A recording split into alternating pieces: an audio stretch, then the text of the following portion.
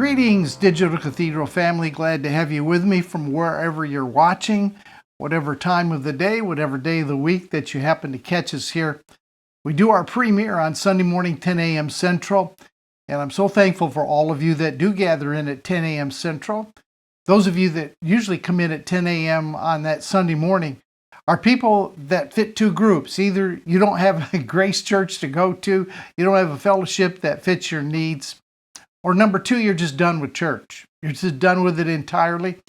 I call my audience the nuns and the duns for the most part. Either there is none or they're done with whatever is. So if you're a nun or a dun, you're right at home here at the Digital Cathedral. And if you got a good fellowship that you go to and you just catch us for the teaching and what we share, that's all good too. I'm thankful if you do have a church to go to.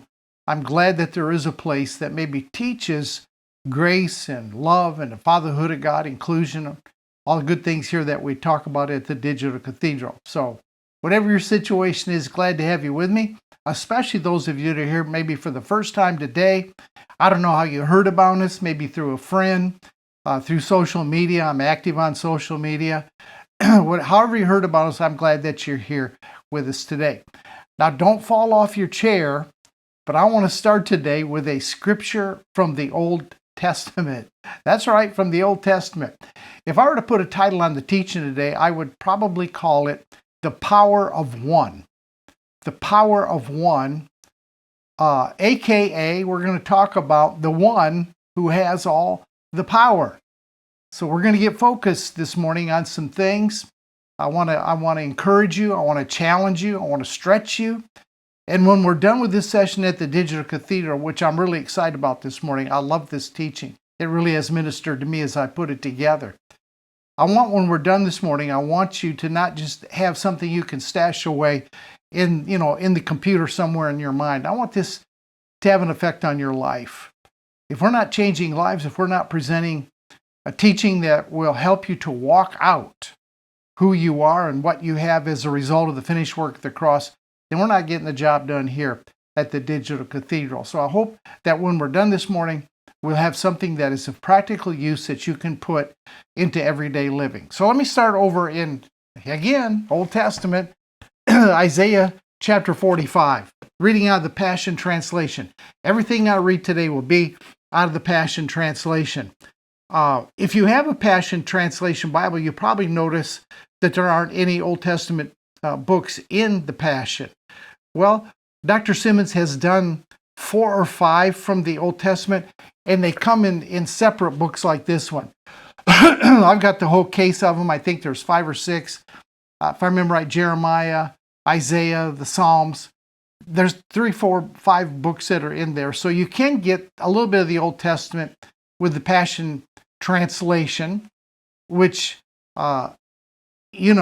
is not a word-for-word translation. Neither is the New King James or the King James. So let's get that out of our heads. They're mostly all paraphrases that the writers had tremendous influence over how they came out. I like the Passion because it ministers to me. I like the Mirror Bible. The Mirror and the Passion are my 2 go-to translations. I love the notes in both of them, especially the Mirror translation, what Francois DeToy has done with that, my friend Francois. The notes are worth the price of the Bible. I would suggest you get the mobile app. The Bible, if you get the book, it's really big because of everything that's packed in it. It's not complete yet. He's still a work in progress, but it's so rich and so good, as is the Passion. So let me pick up Isaiah chapter 45. I want to read verses 5 and 6, talking today about the power of one. It says in Isaiah chapter 45, this guy had tremendous insight for where the time frame that he lived in. It's kind of amazing, some of these Old Testament guys, they would go in and out of what was good revelation, and then sometimes their background, the religions of their day would creep in and kind of distort things, especially on the perception of God. So this is, I think, really primo, and this is illustrated in the life of Jesus as well as the Apostle Paul. So here it is, Isaiah chapter 45. Let me read verses 5 and 6. He says, I am Yahweh, the only God there is, and you'll never find another. I will strengthen you for victory. Even though you do not intimately know who I am, yet through you, everyone will know who I really am. This is so good. Those from the rising of the sun in the east to the west, everyone, everywhere will know that I am Yahweh, the one and only God, and there is no other. Those are two powerful verses of scripture from the book of Isaiah. Right off the bat this morning, I want you to come into agreement with what Isaiah said. That verse says there's only one God. There's only one. There's only one that is omnipotent, omniscient, and omnipresent. He has no opposites. He has no challengers. There's no one else on the scene that can be his equal. I like the way Paul said it. Paul kind of put it like this in the New Testament, one of my favorite verses. This is one of the verses that actually changed my life when I was learning about the fatherhood of God. Paul kind of puts it like this, Ephesians chapter 4, verse 6. Paul says that there's only one God and Father of all. There's only one God and Father of all. See, the one God, Father of all. He brings it into relationship. He brings that Isaiah right into having a relationship with this one God. He says he's the Father of all, there's one God and Father of all, who is above all, who is through all, and in all. So that brings you right into the dimension and into the place where this one God becomes part of your life as well. Jesus was asked one time, he said, what is the greatest commandment? What is the greatest commandment? And Jesus said this. He said, thou shalt love the Lord your God with all of your heart, all of your mind, all of your soul. And what Jesus was saying there is that you need to put your entire focus on this one God. Love God with all your heart, your mind, and your soul. What he was really saying is, we recognize the one power.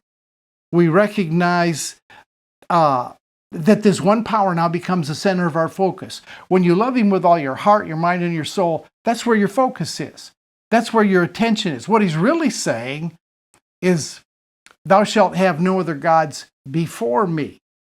And I saw a little bit something this week that I'd never really quite seen it this way before. Whenever I've read that verse, thou shalt have no other gods before me, I had this visualization of bringing another God before him, up to where he is and presenting this other God. I don't know why I thought about it like that, but I saw this week that what I think he's really getting at here is that you'll have no other gods ahead of him. There won't be anything else that gets your focus or your attention that has a priority in your life over this one God that Isaiah said is the only one that there is, and that's what Paul said. Thou shalt have no other gods before me. I like that word before. The way I'm seeing that right now, to me, was kind of a revelation. It means we don't put anything else ahead of him. We don't put anything else in a priority over him. There's nothing that turns our head to acknowledge in the place of the one God and Father who is above all, through all, and in all. We don't give attention to, we don't empower that which has no power. We don't try to empower any other force to be in a position before the one God that we serve. We don't put anything in a position of controlling our emotions, our mind, the daily activities of our life. And man, if you're living in this day and age, there are all kinds of things that are clamoring to become an influence, to position themselves as the one that pulls the strings that we dance to. I mean, there's all kinds of circumstances and feelings and appearances and reports that try to bend our ear and try to pull our attention away from the one God. Honestly, we have created idols in our mind sometimes. We've created gods in our mind, and then we've empowered them. We've empowered those things that we have thought of in our mind, like fear. There are people today walking the planet that fear is their God. The God that they have placed before the one God, who is above all, through all, and in all, is fear. Some people have placed sickness You know, you talk to them, every time you talk to them, there's something wrong with them. They're never right. They're fearful about everything. Or maybe they're got this poverty mentality. That poverty is the God of their life. They've empowered it. Poverty has no power. Sickness has no power. Fear has no power. You empower it. See, it comes to you and you give it place. Maybe loneliness, insecurity. I mean, there are a lot of things that try to build themselves into our life as taking a priority and that we are prone to acknowledge and put ahead of the Father. Let me just get you some more scripture here. 2 Corinthians chapter 4. I want to talk about this quite a bit this morning because this is really important. This will change your life. This teaching this morning, if you'll integrate it into your life, it's going to change the way that you live. All right. 2 Corinthians chapter 4, verse 16 says this. All right. Can we all agree? There's one God. There's one Father above all. And can we also agree there are a lot of things that try to get our attention, that try to pull us away? And as we think about them, we empower them. All right, now here's what Paul said in 2 Corinthians chapter 5 and verse 16. I'm sorry, chapter 4. 2 Corinthians chapter 4 and verse 16. He said, so no wonder we don't give up. For even though our outer man gradually wears out, our inner being is renewed every single day. Now, there's a great insight right there. Do we focus on the outward man that is wearing out, or do we put our focus on the inner man, which is the very source of life? Now, we don't deny the outer man. I'm not telling you this morning to deny what is going on around you, yet the inward man is where the life of God flows from. This inner man is where we want to put our focus because that's what has connected us to the very life of God. So Paul is saying, yeah, it's going on around us, but that's not where we're focusing because that's not where the Zoe of God flows. Verse 17. We view our slight, short-lived troubles in the light of eternity. Again, there's a different focus there. We focus and we see things in light of a long-range plan. We see our difficulties as the substance that produces for us an eternal, weighty glory far beyond any comparison. So again, we're not denying what goes on around us. We're not saying it doesn't happen. We're not saying it doesn't exist. And I know there are people today in the body of Christ, they just deny everything. They're sick as a dog. And you ask them, how are you today? Oh, I'm fine. I'm healed by the stripes. I'm well. No, you're not. You're sick. You need to recognize that. But that's not where your focus and your attention goes. And I've got a whole lot more to say about that because we need to dismantle some of this that has taken place in our life. All right, verse 18. Because we don't focus our attention. Here we go. We don't focus our attention on what is seen, but on what is unseen.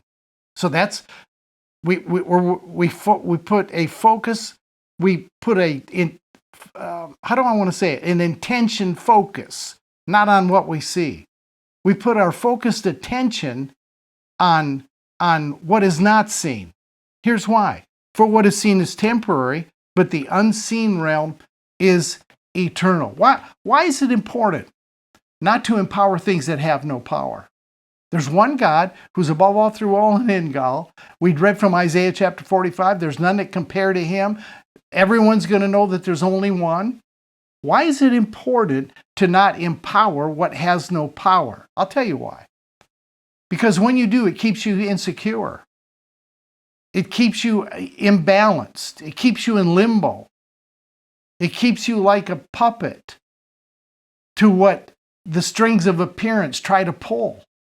When you empower things that have no power, like the things that I mentioned, fear, sickness, doubt, unbelief, insecurity, loneliness, all those things, if you really give those things place in your life instead of the one power there's only one power.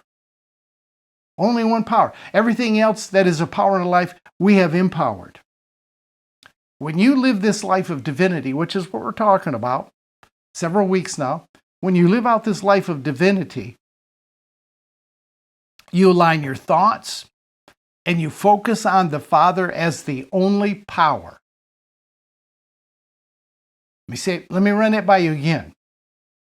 When you're living out your divinity, you align your thoughts and you focus on the Father, who is the only one power. And you acknowledge that there is no power except Him. There's no power directing your life but Him alone. So these things that try to vie for our attention, these things that try to vie and become a God before Him. And people today are serving all kinds of things that have come to them, things that they have embraced, they've meditated, they thought about, they've empowered. Those things are, and we need to dismantle them. You cannot live out the abundant life, the full life that Jesus promised to give us if those things are power forces in your life. 2 Corinthians chapter 10 and verse 5. 2 Corinthians chapter 10, while you're there in 2 Corinthians, let me just flip you over here to verse 5. It says, we can demolish every deceptive fantasy that opposes God and break through every arrogant attitude that is raised up in defiance of the true knowledge of God. We capture like prisoners of war every thought. Doesn't say ignore them, doesn't say, fight them. We capture like prisoners of war every thought and insist that it bow in obedience to the Anointed One. Remember what Jesus told Pilate? This is good. This is where we're at this morning. This is what I'm after. Remember what Jesus told Pilate? He said, Pilate, my buddy, my pal, you have no power over me except what God gives you. What Jesus was saying is there's one power that is guiding my life. There's one power that has control of me. And you're not it, Pilate. The circumstances you're presenting are not it. That's a life-changing moment when you finally embrace the idea that you are totally, fully under one power and you can lean back and rest into that understanding. And it becomes the lifestyle, becomes the way that you live. So I'm going to ask you two questions this morning. I want you to be really honest with yourself about this. Question number one is this. Do you fear lack or limitation of any kind? Do you fear lack or limitation of any kind? If you do, in any area of your life, any area, if you do, then there's an indication that you are empowering something that has no power. See, perfect love, the one power, love is the most powerful force in the universe. God is love. See, there's two or three things that God is. God is love, God is life, God is light. Perfect love casts out fear, annihilates it, gets rid of it, abolishes it, kryptonites it. I had a lady in my church that used to work for the airlines. She worked in ticketing. You know what? She was afraid to fly. She would not fly in an airplane. Can I tell you what a lot of fear is? And it's hard to swallow. All fear is really selfishness. You're afraid of what's going to happen to me. That's the whole predicate of fear. What's going to happen to me? There's a lot of selfishness wrapped up in fear. But when you come to a place where you say, okay, there's one power, I'm under the guidance, I'm under the umbrella of this one power. And Pilate, you can inject any name you want there. Pilate, you have no power over me except what God has given to you to have. If the Father through you is the only power that you're recognizing in your life, then what in itself can be another God in your life? If you're saying, all right, the only power that I recognize, that I serve, is the Father, then what other power can try to encroach and take control of your life? Paul sums it real well. Romans chapter 8, let's back it up just a little bit. Romans chapter 8, and let me read verses 35 to 39. Romans chapter 8, verse 35 to 39. What could ever separate us from this endless love of God's anointed one? Absolutely no one. For nothing in the universe has the power to diminish his love toward us. Now, he's going to get into some things that try to take priority, that try to bully their way into your life and turn your attention, turn your head. I like to see it as turning out. That's got my attention now. He lists off several things. He says, there's no power in the universe that has the power to diminish his love toward us. Troubles, pressures, problems are unable to come between us and heaven's love unless you give them entrance. But from the Father's point of view, those things have no power over you. From the Father's perspective, those things cannot wedge in between his love and you. Now, if we acknowledge them, empower them, then yeah, from our perspective, which then creates a reality for us, we'll live in those things, and they'll be the ones that dictate how we live our life. What about persecutions, deprivations, dangers, and death threats? No. For they are all impotent to hinder omnipotent love. This is what he says in verse 38. So now I live with the confidence that there is nothing in the universe.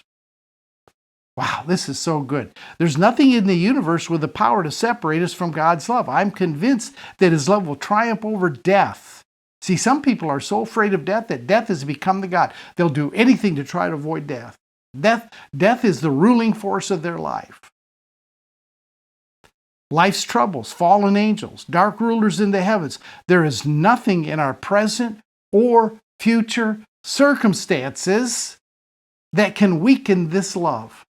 So what we're doing as we begin to walk out our divinity, we're beginning to recognize the superiority and the power of that love that works in our life. And as you do, as you give it place, perfect love then casts out everything that would try to present itself as a God or a dictating force in your life. There's no power above us or beneath us, no power that could ever be found in the universe that can distance us from God's passionate love, which is lavished upon us through our Lord Jesus, the Anointed One. I mean, Paul just covers the street there. He does a fantastic job of just covering it. That covers everything that tries to convince you that it's a power that has absolute control over our life. Those thoughts come to us, all of us. All of us tend to get those thoughts. I've learned something. I've learned something about when those thoughts come. Now, this may shock you.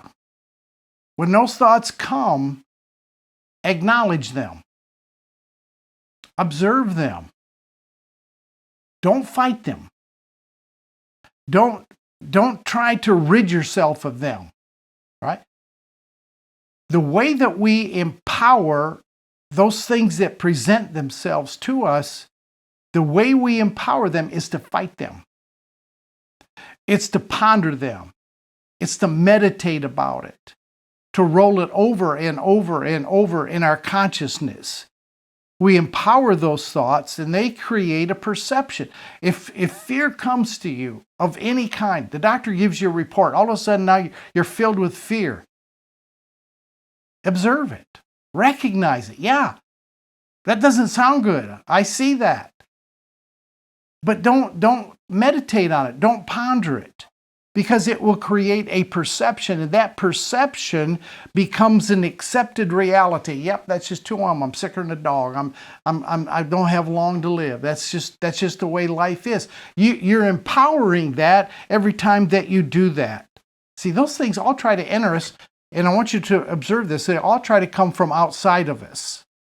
Thoughts come from without. They come through your mind. Notice that when you observe them, they do not rise up from your spirit. They do not rise up from within.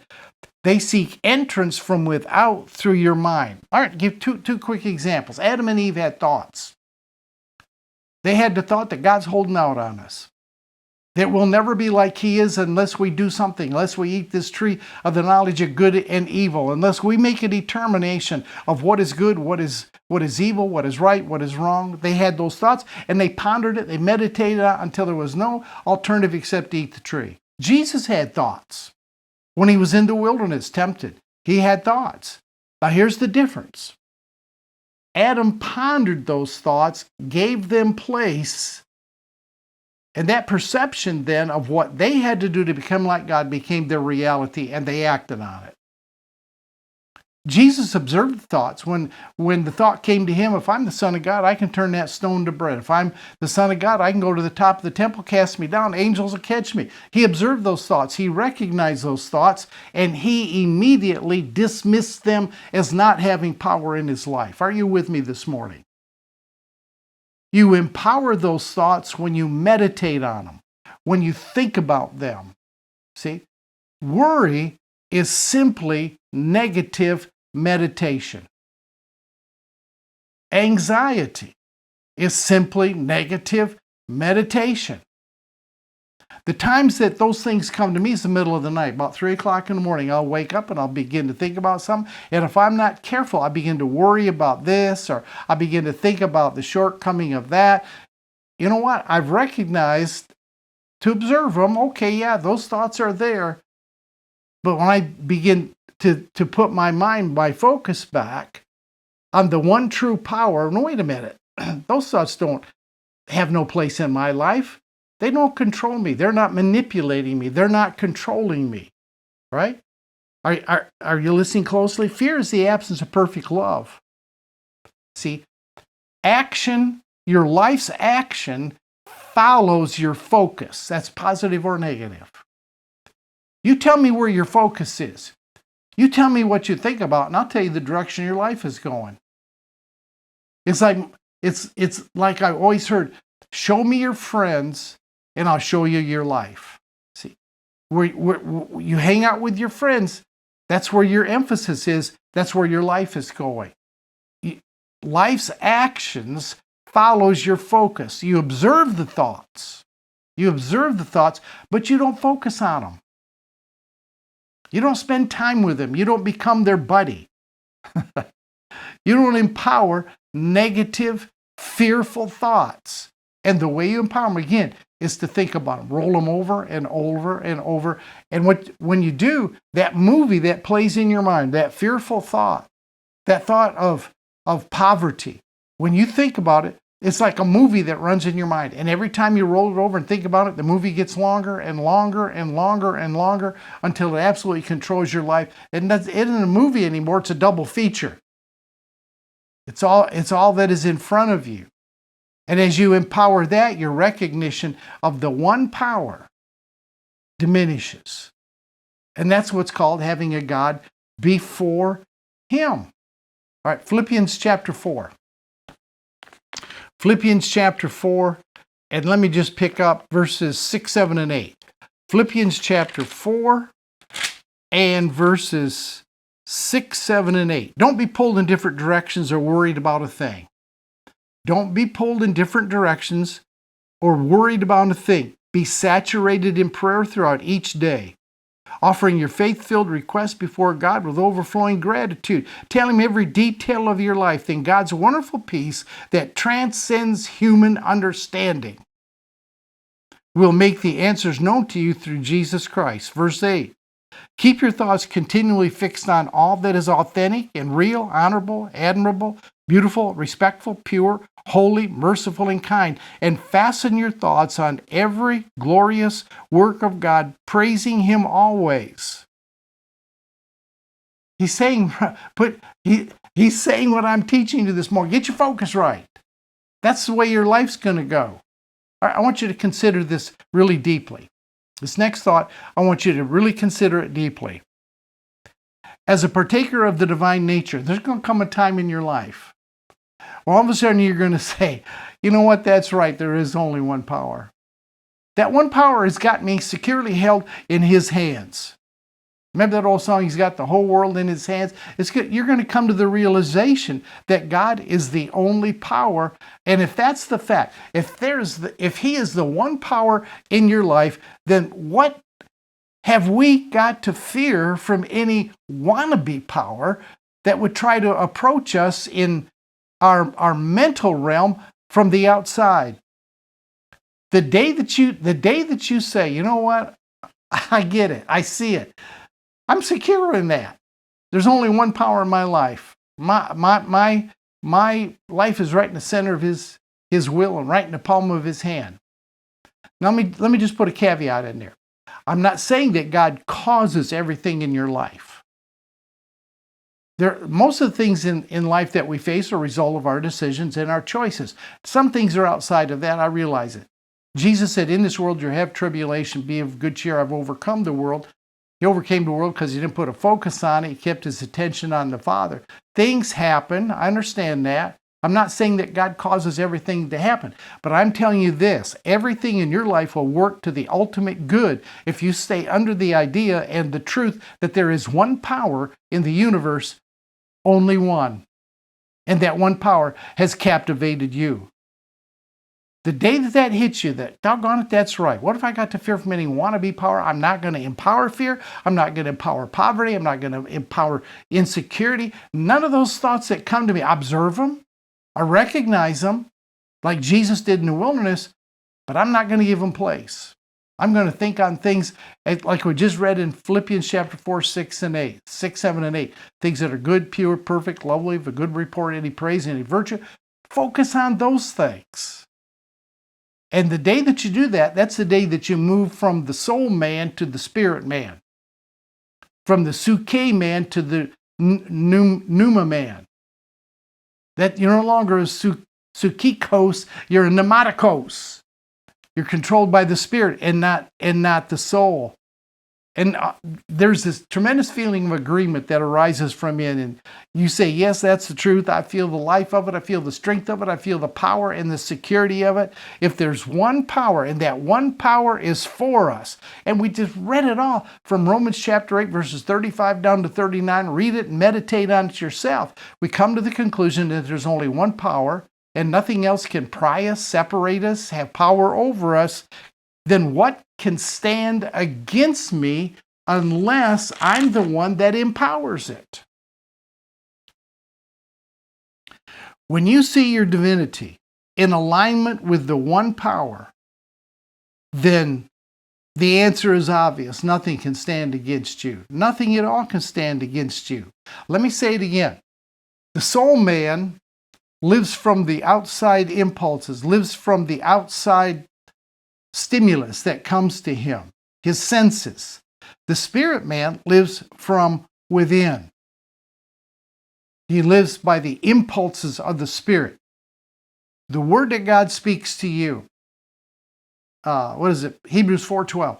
Word of God is quick, powerful, sharper than a two-edged sword, dividing asunder the soul and the spirit. Going to show you what is from where. But I'm telling you, you can easily recognize it by where it's coming from. Is it coming from an external source?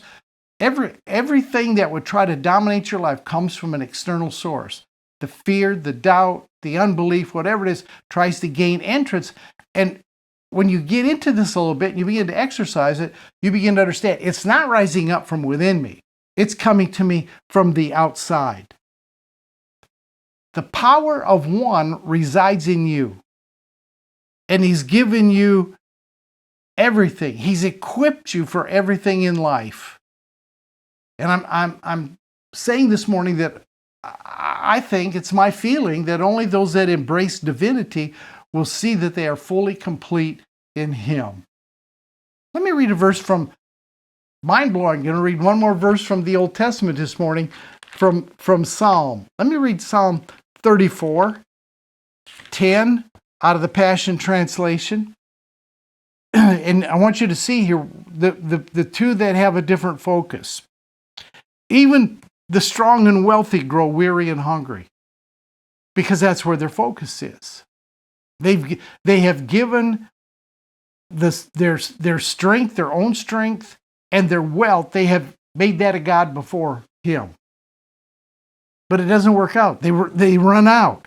The strong become weak, and the wealthy become hungry. But those who passionately pursue the Lord, those that keep a focus there, those that look only unto Him, will never lack any good thing. Do you want to not lack any good thing? Keep your focus right. Recognize that there's only one power. See? Seek. He said, those that seek, put your focus on. Put your focus on, your attention to. Pursue with passion. And that's what we're doing here at the Digital Cathedral. We are pursuing with passion this one power, this omnipotent, omniscient, omnipresent being that has no equal, that has no challenger. We're seeing the Father and the one power and our identity as divinity fully integrated together, bringing us into union. See, this is mind-blowing. The one power of the universe and your identity, your authentic identity as divinity. See, that is your authentic identity, is divinity. There's absolutely no question about it. Nothing less. You're a chip off the old block. You're a cup out of the ocean. You aren't the whole block and you're not the ocean, but you are a chip, you're a cup. And when we see this one power and we recognize it, give ourselves to it, and we begin to live out of the divinity, the image and the likeness that He put into us from before time began, I'm telling you, we begin to recognize there is nothing else that can faze us. There's nothing else that can control our life. All right, question number 2.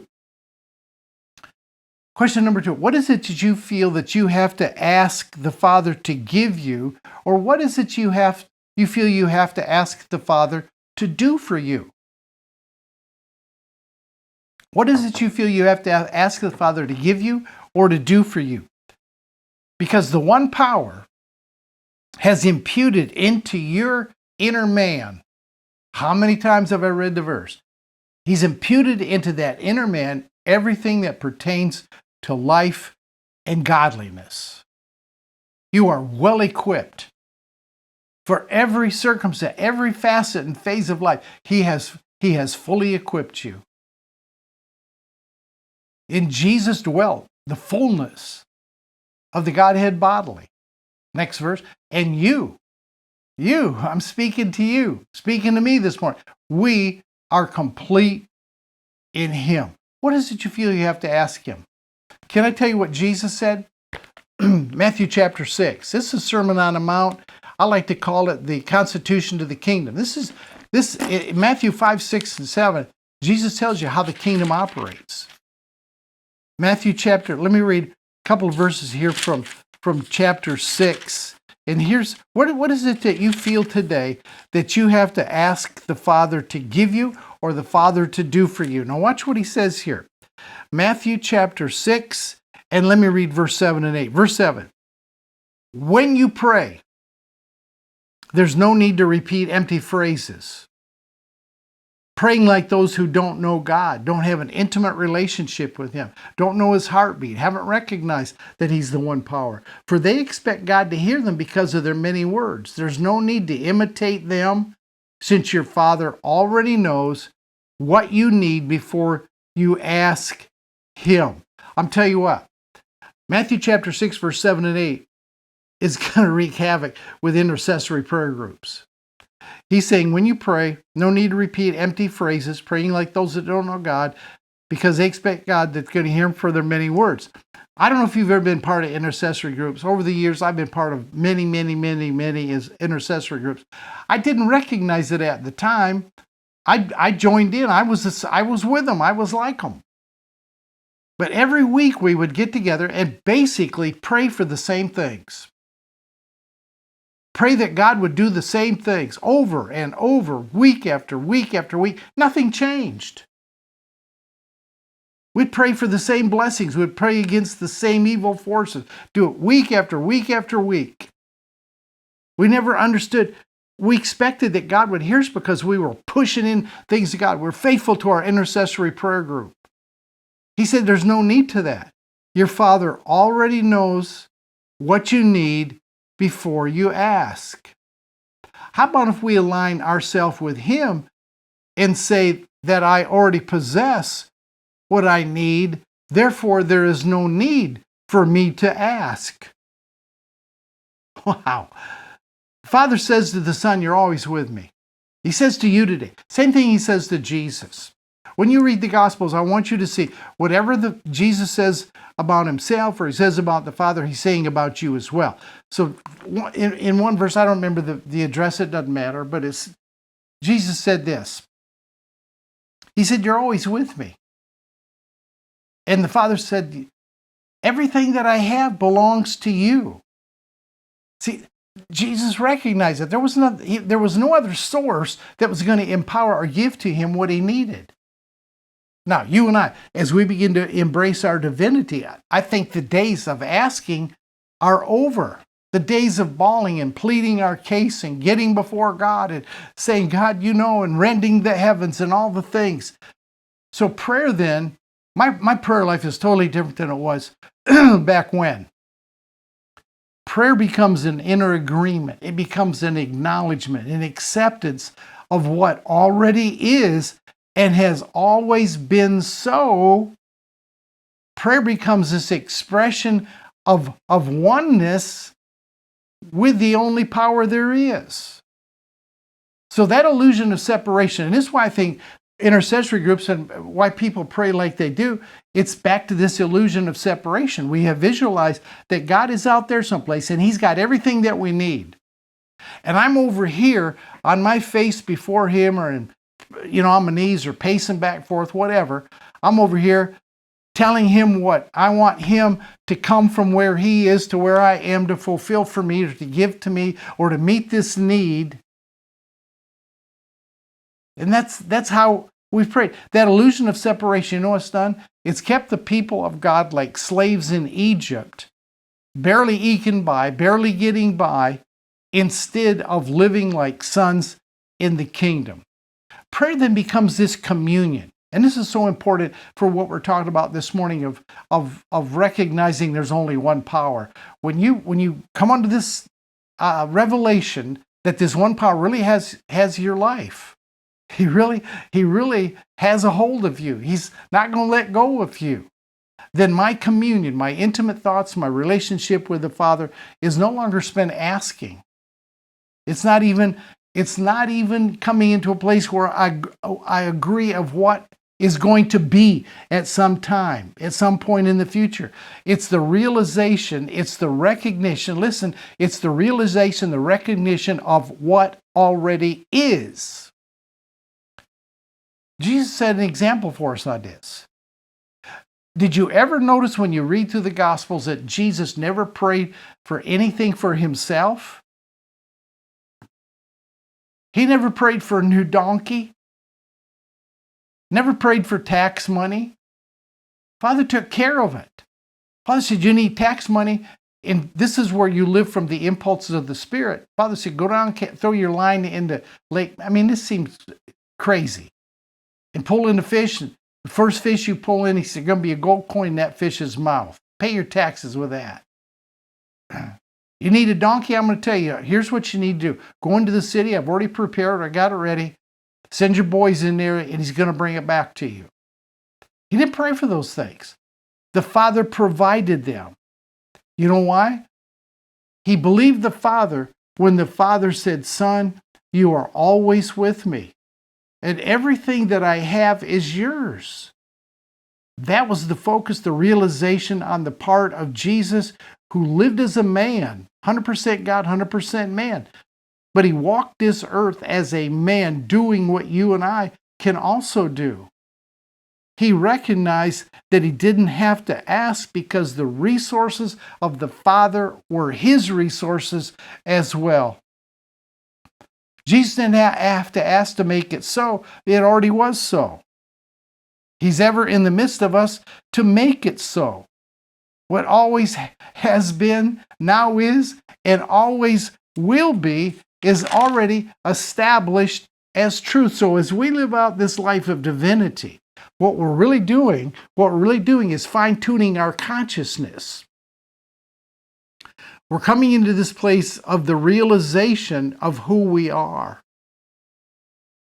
And we're becoming very comfortable with the reality and the truth that we are partakers of the divine nature. That we are, in fact, living as divine people on the planet. New creation never existed before. It's seeing the spiritual reality of what already fully is. So you got one's going to teach you these things. Jesus called it the Spirit of truth. The Father himself, through the Spirit of truth, is going to teach you everything that you need to know about who you are, what you possess, everything that you need to know about yourself. He's going to teach you. And can I just let me just pull the veil back on that a little bit. He's going to teach you to see yourself the way that he sees you. Now, if you've got some jacked up vision of what the Father is, if you don't have an intimate understanding of who the Father is, if you're not fully convinced that Jesus was the only actual reflector of the Father's character and life, then you're going to go back and you're going to find some writings, you're going to find some things that makes him angry, vindictive, judgmental, slap you down at the drop of a hat. If you don't do good, you're going to remember everything they told you at church, that yes, God is love, but he's also vengeance. No, you need to know who he really is, because it's going to affect the way that he sees you in your mind. You know how he sees you? Let me tell you how he sees you. He sees you exactly like he sees Jesus. No differentiation between sons. He doesn't see Jesus the son one way and you as a daughter or a son another way. He sees you exactly the same. That was the mission of Jesus, to come and say, look, I'm showing you how the Father sees humanity.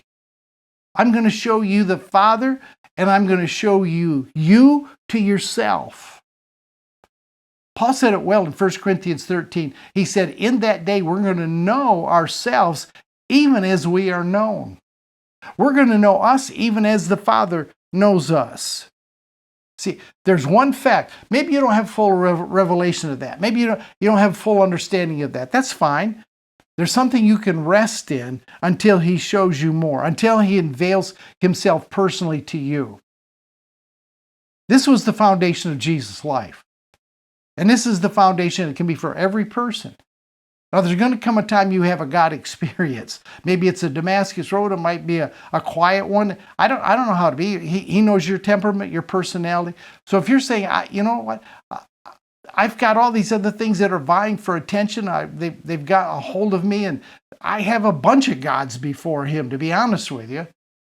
But I'm seeing what you're saying, and I'm beginning to understand. I'm beginning to embrace it. I want you to listen to these 4 or 5 things you can hang your hat on until you see it more deeply. I want you to understand that God is always now. He is always now. He's always present. He is always love. He is always with you. He is always the beginning and the end. There is none like him.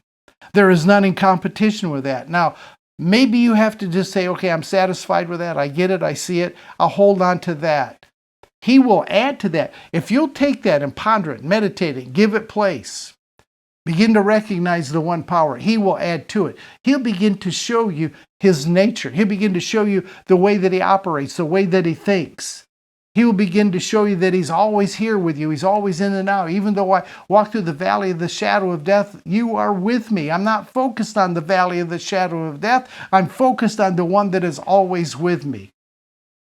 He's going to show you how he lives, the love and the acceptance that he has that always runs down this one-way street. And this is such a powerful understanding that his love and his acceptance comes down a one-way street, has absolutely nothing to do with your faith or your acceptance of him. He's faithful even if you're not faithful. That's what your book says. Now, let me give you one more shocker that you're going to find out, you're going to discover. You're going to find out, it's going to come as revelation, that he is absolutely adding nothing to your life. He's adding nothing to your life. The health, the wealth, the wholeness, the emotional security has already been packed into you before the foundation of the world. They're part of the image and the likeness that he stamped you with and looked at it and said, man, this is very good. This is complete. This is a full job here. And when Jesus came, died on the cross, said, it is finished, it now is accessible and visible and revelatory to all of us. What had been a mystery is now being understood. Now, again, you're going to have your own God experience. You're going to have your own way that he unveils and shows you. He's going to show you his love and understanding, and it's going to lead you ultimately to the revelation of how much of the divine nature do you really want to live out. How much as, like the first son, do you really want to be? Because he's working in you until that first son is fully formed within you. He's already fully formed in you. It's a recognition, again, it's a level of spiritual consciousness that we begin to see what always was. All right, I think I've given you enough today.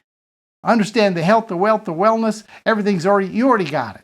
You already got it. Now we're understanding through the one power what has already been given to us. Not what's going to be one day, but what you fully possess now. Hey, I got to go. My time is up. Thank you for being with me. Check back next week. We're going to keep going with this, man. This journey is getting truly amazing. And it's so sound. It's so truthful. It resonates so deeply. I can't wait to discover more. How about you? See you next week at the Digital Cathedral. Don't forget the secret place Wednesday night, 6 p.m. Central Time on my public Facebook page. You can all come and be part of that. See you Wednesday. See you Sunday. Have a good week. God bless.